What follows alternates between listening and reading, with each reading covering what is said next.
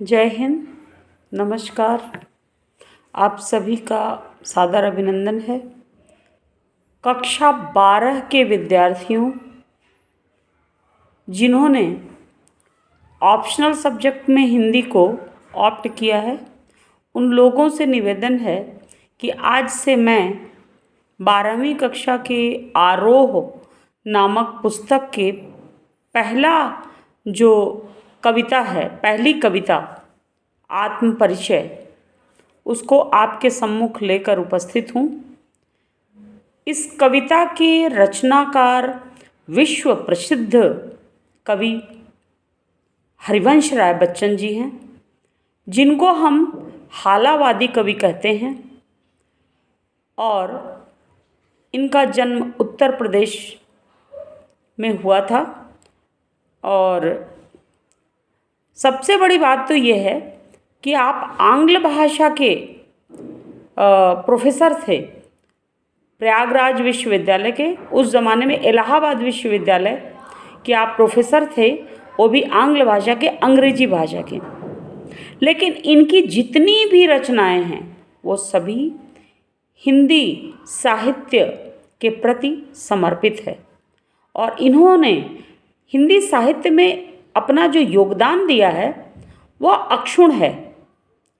हमेशा हम लोग इनके गीतों को, इनकी कविताओं को, इनके मोटिवेशनल थॉट को हमेशा सुनकर पलकर बड़े हुए हैं और आज भी हम उनसे प्रेरणा लेते हैं। तो इनकी जितनी भी रचनाएं हैं उनके नाम कुछ इस प्रकार हैं कि मधुशाला, मधुबाला, मिलन यामिनी, मधुकलश। और सबसे बड़ी बात यह है कि इस महाकवि ने अपनी आत्मकथा को 4 भागों में लिखा है। कुछ भागों को तो मैंने पढ़ा है, लेकिन कुछ भागों को इतना दार्शनिक है कि आपसे मैं कह नहीं सकती कि जितना आप पढ़ते जाएंगे उनकी भावनाओं में डूबते चले जाएंगे। ये संसार के वो व्याख्याकार थे। अपनी कविताओं के माध्यम से दीन दुनिया को, पूरे संसार को इन्होंने आज के मशीनी युग में जो संदेश दिया है वह अपने आप में बिल्कुल अलग है। तो ये इनकी जो अमर कृति, जो आत्मकथा है, उनके नाम हैं क्या भूलूं क्या याद करूं, नीड़ का निर्माण फिर, बसेरे से दूर, 10 द्वार से सोपान तक। और इनकी जितनी भी रचनाएं हैं वो बच्चन ग्रंथावली में वो संकलित की गई हैं, जो कि 10 खंडों में वो प्रकाशित हुई हैं। और इनका जन्म सन 1907 ईस्वी में इलाहाबाद में और इनकी मृत्यु 2003 में। कहते हैं जो जितना संघर्ष में अपना जीवन व्यतीत करता है वह बहुत ही अमर गायक होता है, यानी वह मरकर भी वो हम लोगों के दिलो दिमाग में वह जिंदा रहता है। और आप लोग भली प्रकार इस नाम से परिचित होंगे और पूरी दुनिया तो भारत के विश्व प्रसिद्ध, भारत के महानायक कहलाने वाले अमिताभ बच्चन जी को भली प्रकार आप जानते होंगे, देखते होंगे। और प्रतिवर्ष हम लोग केबीसी देखते रहे हैं। तो हरिवंश राय बच्चन जी के वो सुपुत्र हैं। तो जितने अधिक यशस्वी कवि हरिवंश राय बच्चन जी हुए, उनसे भी बढ़कर यशस्वी कवि, फिल्मकार और रचनाकार मैं तो मानती हूँ वो अमिताभ बच्चन जी हैं। दोनों एक दूसरे से बढ़ चढ़कर, दोनों की जो बातें हैं वह अपने आप में परिपूर्ण हैं। और हर पल वो जो मोटिवेशनल थॉट अमिताभ जी देते रहते हैं उससे मैं बहुत ही प्रेरित होती हूँ। तो ज़्यादा समय न लेते हुए आत्म परिचय नामक कविता आपके सम्मुख प्रस्तुत करती हूँ। यह कविता आपकी रचना निशा निमंत्रण, हरिवंश राय बच्चन जी की रचना निशा निमंत्रण के एक गीत से ली गई है। और पहला इनका जो छंद है वो कुछ इस प्रकार है। मैं जग जीवन का भार लिए फिरता हूँ, फिर भी जीवन में प्यार लिए फिरता हूँ। कर दिया किसी ने झंकृत जिनको छूकर, मैं सांसों के दो तार लिए फिरता हूँ। कवि श्रेष्ठ ने इनके ये जो कविता है वो कहीं न कहीं इनके निजी ज़िंदगी को भी वो प्रस्तुत करती है कविता।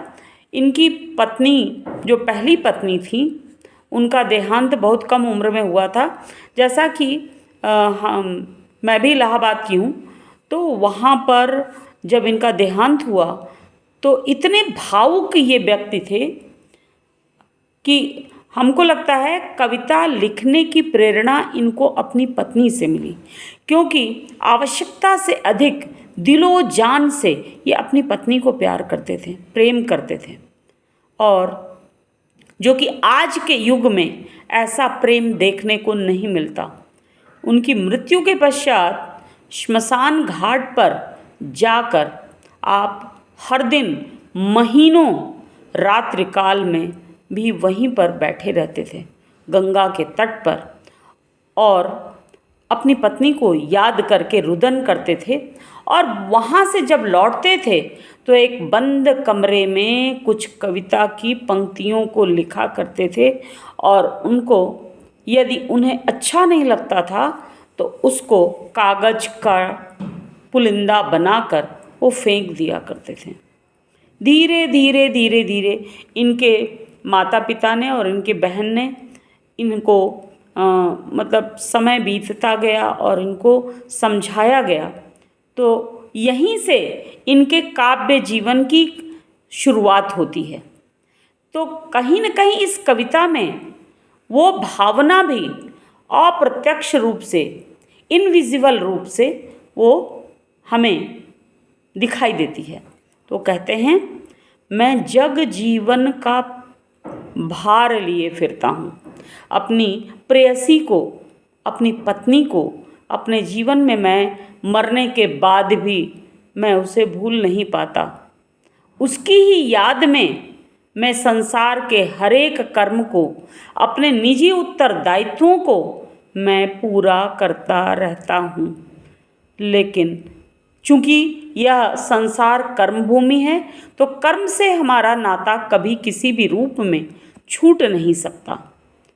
उसके बाद वो कहते हैं, फिर भी जीवन में प्यार लिए फिरता हूँ। अब जो उनका व्यक्तिगत प्रेम था अपनी पत्नी के प्रति, वही प्रेम का भाव समष्टिगत प्रेम में परिवर्तित हो गया, और वो पूरी दुनिया को, जिस प्रकार भगवान श्री कृष्ण ने अपनी वंशी की माधुरी को पूरे संसार को प्रेम का, वंशी की माधुरी से पूरे संसार को उन्होंने प्रेम का संदेश दिया था, ठीक उसी प्रकार हरिवंश राय बच्चन जी ने अपने स्नेह और प्रेम के का जो धुन है, जो राग है, जो रागिनी है, उस रागिनी की तान को छेड़कर वो पूरी दुनिया को प्रेम का संदेश देते हैं। क्योंकि वो कहते हैं, फिर भी जीवन में प्यार लिए फिरता हूँ। कर दिया किसी ने झंकृत जिसको छूकर, मैं सांसों के दो तार लिए फिरता हूँ। अब यहाँ पर साफ जाहिर है कि इन्होंने अपनी पत्नी के लिए ये पंक्ति लिखी है कि मैं अपनी जो जीवन संगिनी थी उनके साथ मैं अथाह प्रेम करता था। उन्होंने मेरे हृदय रूपी वीणा की तार को छेड़ा था और प्रेम का अवदान किया था। वही अवदान का राग आज कविता के माध्यम से छेड़कर मैं पूरी दुनिया को बताना चाहता हूँ कि हमारा जो प्रेम तत्व है वो इस संसार में अब नहीं है, किंतु उनका अमर भाव, ये प्रेम नामक भाव हमारे हृदय में ठीक उसी प्रकार आज भी जीवंत है। उसकी जीवंतता के साथ मैं जीवित हूँ। प्रेम की रागिनी को उन्होंने छेड़ा था, लेकिन वह प्रेम की रागिनी आज भी मेरे हृदय में जीवंत भाव से पूरी तरीके से जागृत है। और मैं सांसों के दो तार लिए फिरता हूँ। मैं जिस प्रकार एक ईश्वर का भक्त अपनी हर पल जो श्वासोच्छ्वास प्रक्रिया होती है, सांस का लेना और सांस का छोड़ना, अपने सांसों के साथ वह अपने परमपिता परमेश्वर को, अपने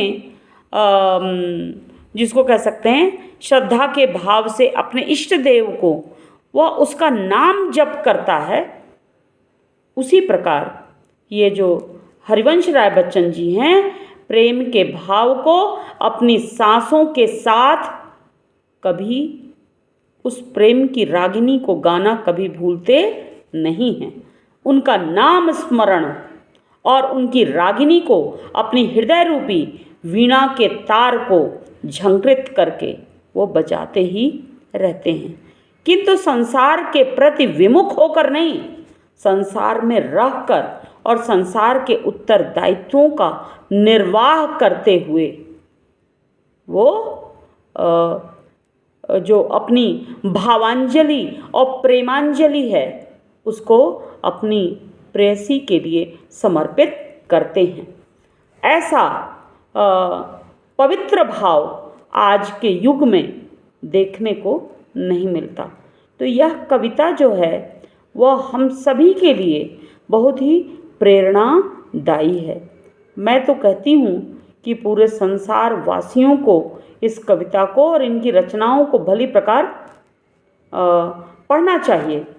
और इनकी कविताओं में एक तरफ रूहानियत है तो दूसरी तरफ इसमें सूफियाना अंदाज भी देखने को मिलता है। और कहीं न कहीं कबीर दास जी का जो अक्खड़ और फक्कड़पन है वह भी इनकी कविताओं में वो साफ स्पष्ट दिखाई देता है।